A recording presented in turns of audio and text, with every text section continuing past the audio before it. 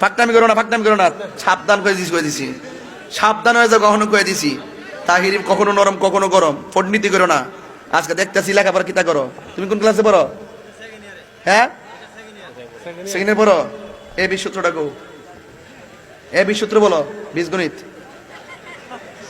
Inter second ইয়ারে পড়ো, A B সূত্র পারো না, তাহলে তুমি কি লেখাপড়া করছো বলো? একটা বীজগণিতের একটা সহজ একটা সূত্র, a b a plus b by two whole square minus a minus b by two whole square, a plus এর মান এত আর এর নিচের সূত্র টু উপর স্কয়ার, এরপরে এমনি কাটাকাটি করে এই অঙ্ক মান বাই করতে হয়। তুমি কি এগুলো পড়ো না? এগুলো তো সহজ খবর। তুমি একটা ভালো বলতেছো, এটা বলো এটা বলো, এই কথা কোন এই কথা কোন। আমি তো বুঝতেছি মর্নিং সোজ দাটে সূর্য দেখলে বোঝা যায় দিনটা কেমন যাবে। এই জন্য তোমাকে একটু টাচ করলাম যে তোমার ভিতরে কি মাল আছে। কুচবিনি কুচবিনি, বুঝতে পেরেছো বাবু? লেখাপড়া করবা, পড়ার মতো পড়ো।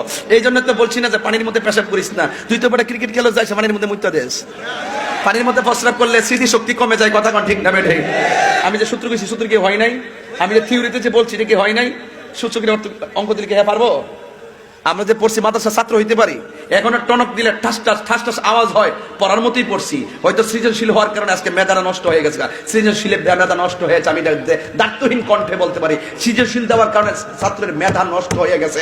আগে বেসিক কিছু নলেজ ছিল, একটা প্রশ্নের উত্তর যখন এক কথায় যেত তার মাথায় একটা ব্রেন ঢুকতো, একটা প্রশ্নের উত্তর যখন সংজ্ঞা লিখতো তখন ব্রেন ঢুকতো।